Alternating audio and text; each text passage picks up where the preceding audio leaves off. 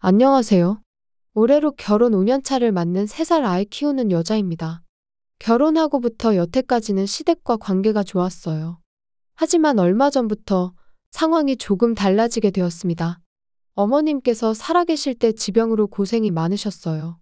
그래서 병수발까지는 아니지만 한 주에 두어 번씩은 퇴근길에 시댁에 들려 밀려있는 집안일을 해놓고 오곤 했었거든요. 그러다 어머님이 결국 세상을 떠나셨고, 그러자 아버님께서는 번거롭지 않냐, 이제 안 와도 된다고는 하셨는데, 막상 한 달 정도 지나 시댁에 가보니 집이 개판이었고, 아버님은 식사도 제대로 못 챙겨 드셨던 것 같았죠. 밥솥은 언제 마지막으로 쓴 건지 먼지만 한가득 쌓여 있었고, 밥솥에 쌓인 먼지만큼 분리수거함에도 배달 용기가 한가득이었으니까요. 그래서 그때부턴 다시 한 주에 한두 번은 퇴근길에 시댁에 들리기 시작했어요. 모시고 사는 것도 생각을 안 했던 건 아닌데, 저희도 상황이 상황인지라 그건 어려웠거든요.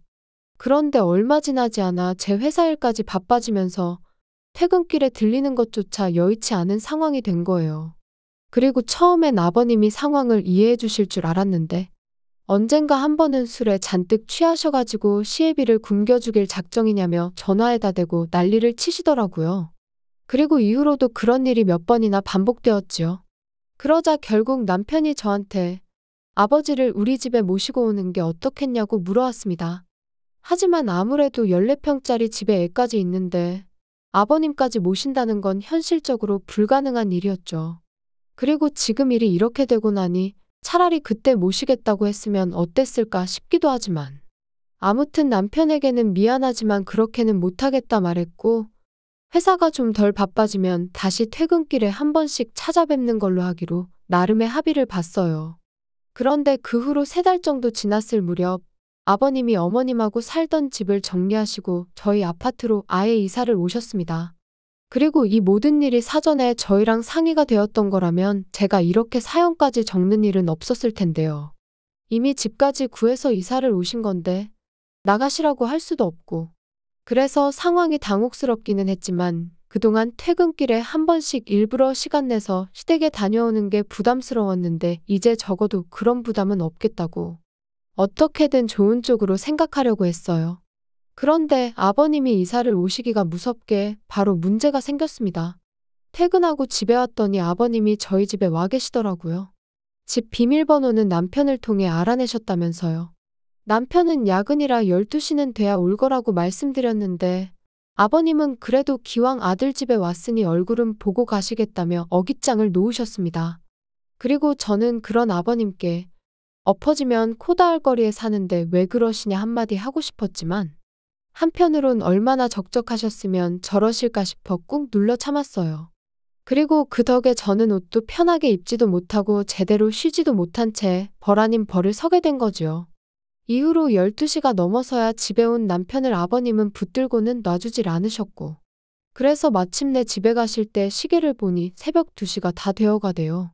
어이가 없었고 남편한테 비밀번호는 왜 알려드렸냐고 따질 생각이었지만 그럴 기력도 남아있질 않아 쓰러지듯 잠들었습니다.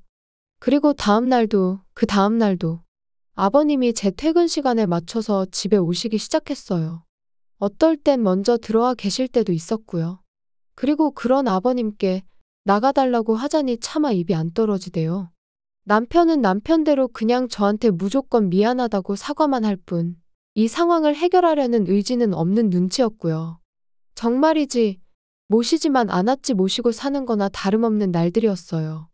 정말 피곤한 날도 아버님 때문에 저녁 식사를 준비해야 했고, 식사 후에는 자연스레 거실에서 TV를 차지하고 계시니 집에서 제가 편하게 쉰다는 건 거의 불가능한 일이었지요.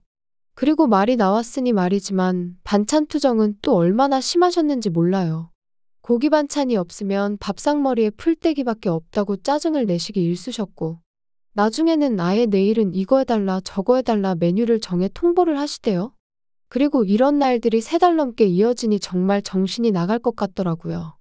게다가 처음엔 그래도 주말에는 아버님이 안 오셨는데 언젠가부터는 주말에도 저녁 식사는 같이 하는 게 좋겠다면서 초인종도 안 누르고 그냥 문 따고 들어오셨습니다. 그리고 그럴 때마다 매번 남편은 미안하단 말뿐이었어요. 그래도 아버지인데 어쩔 수 없지 않냐면서요. 다 적고 나니 남편하고 아버님 흉보는 내용밖에 없네요. 사실 남편 말 맞다나 아예 처음부터 시부모님을 모시고 사는 사람들도 있는데 그에 비하면 저희 아버님은 저녁 때만 왔다 가시는 거니 제가 너무한 건가 하는 생각이 들기도 해요. 정말이지 저도 제가 원하는 게 뭔지 도대체 어떻게 하고 싶은 건지 모르겠기에 머릿속을 정리하면서 위로도 좀 받고 싶어 이렇게 사연을 보냅니다. 혹시나 저랑 같은 상황을 겪으신 분이 있다면 어떻게 하는 게 현명한 대처인지 조언 한마디 부탁드려요. 안녕하세요. 얼마 전에 어머님 돌아가시고 나서 아버님이 집 근처로 이사와 매일같이 집에 찾아온다는 사연 적어보냈던 사람입니다. 벌써 2달이나 지났다는 게 시간이 참 빠르구나 싶네요. 아니면 매일같이 시달려서 시간 가는 줄 몰랐던 걸 수도 있고요.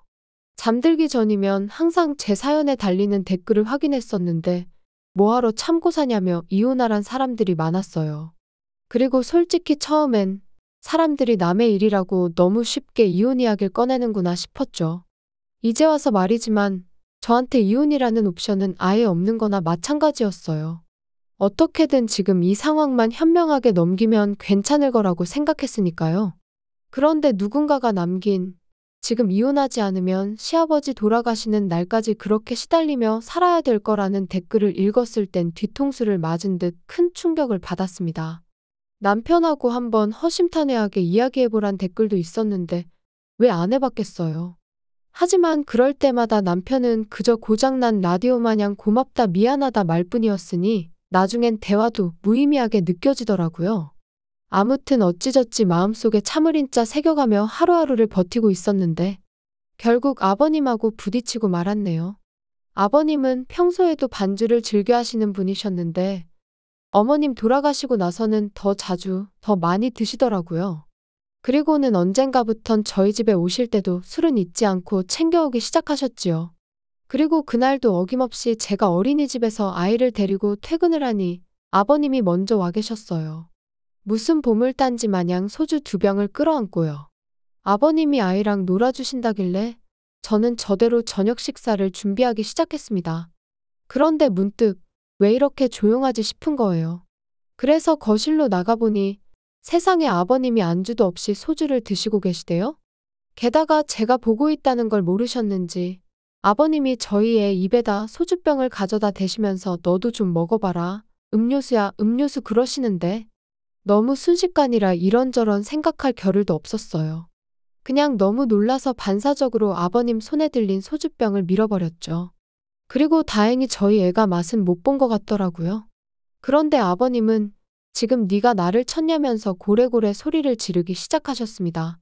그리고 그때부턴 저도 눈이 뒤집어졌던 것 같아요. 아버님더러 제정신이시냐고 따졌습니다. 참고 살다간 평생 끌려다닐 거란 사람들의 말도 생각났고 제 아이를 위해서도 그냥 넘어가선 안 되겠다 싶었거든요. 아버님한테 지금 제정신이냐고 겨우 3살짜리 손자한테 술을 음료수라며 주는 할아버지가 세상에 어딨냐고 쏘아붙였습니다. 그랬더니 아버님이 그거 좀 먹는다고 애가 어떻게 되는 것도 아닌데 제가 당신을 아주 잡아먹을 기세라며 소리를 지르시곤 화장실로 휙 들어가시대요. 그리고 1분 정도 지났나 벼랑간 집안에 담배 냄새가 차오르기 시작했어요. 알고 보니 아버님이 분을 삭히지 못하시고 화장실에서 흡연을 하셨던 거지요. 어이가 없어서 화장실 문 두들기며 당장 나오시라 했어요. 무식하게 누가 요즘 실내에서 담배를 피냐고 그리고 간접 흡연이 애한테 얼마나 안 좋은지 모르시냐고 대체 아버님 땡 놔두고 저희 집에 오셔선 행패시냐고. 저도 그간의 울분 때문인지 악다구니를 썼네요. 그랬더니 결국 아버님이 술맛 다 떨어졌다. 여기 괜히 왔다 하시면서 당신 집으로 가셨습니다. 현관문을 어찌나 3개 닫으시던지 문 다 부서지는 줄 알았네요. 그리고 그제서야 남편이 기껏 한다는 말이 그래도 며느리가 시아버지한테 태도가 그게 뭐냐입니다. 어이가 없어서 남편한테 한마디 했어요. 그러니까 진작에 당신이 아버님 단속 좀 하지 그랬냐고요.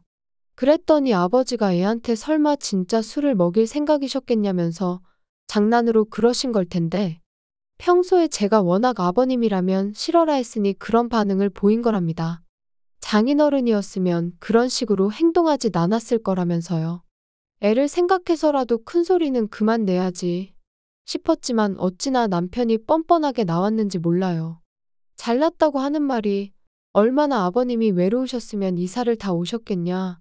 새끼 다 챙겨드리라는 것도 아니고 저녁 한 끼 같이 먹자는데 그게 그렇게 거슬리냐면서 막말로 모시고 사는 것도 아닌데 저더러 너무한다나요? 그러면서 반대로 저희 친정아버지였으면 제가 이렇게 나왔겠냐고 아마 벌써 모시고 왔을 거랍니다. 그리고 제가 아니어도 자기가 모시고 살자고 했을 거라는데 어찌나 기가 막히던지. 정말이지 이 인간이 제정신인가 싶었어요. 차라리 평소처럼 말이라도 고맙다 미안하다 했으면 저도 적당히 하고 애 때문에라도 그만했을 텐데. 이제 보니 속으론 저를 잔뜩 원망하고 있었구나 싶었으니까요. 그래서 그렇게 모시고 살고 싶으면 당신이 직접 모시고 살라고 했습니다. 대신 나랑 이혼부터 하고 당신 혼자 모시라고요. 그랬더니 그제서야 언성 높이던 남편이 어버버버 거리면서 말을 잇지 못하대요. 아마 제 입에서 이혼이라는 두 글자가 절대 나오지 않을 거라 믿었던 거겠죠. 그리고 그날 밤 남편이 저에게 미안하다며 또다시 화해의 손길을 내밀었어요. 그리고 전 이번만큼은 평소의 습관처럼 하는 사과가 아닌 남편의 진심이라고 믿었죠. 아버님한테는 자기가 잘 이야기해보겠다고 하길래 이제야 남편이 자기 역할을 해주는 건가 하는 기대도 컸고요. 그리고 실제로 이튿날이 일요일이었는데 정말로 아버님이 오시질 않으셨습니다. 그래서 남편이 말을 제대로 했구나 싶었는데 제 착각이었어요. 기분 좋게 퇴근하고 집에 왔더니 아버님이 아무렇지도 않은 표정으로 집에 먼저 와 계셨거든요. 바로 남편에게 전화를 걸어 아버님이 와 계시는데 이게 무슨 일이냐고 따졌습니다. 말씀 잘 드린 거 아니었냐고요? 그랬더니 남편이 우물쭈물하더니 막상 아버님을 뵈니 차마 매정한 말이 안 나오더라나요.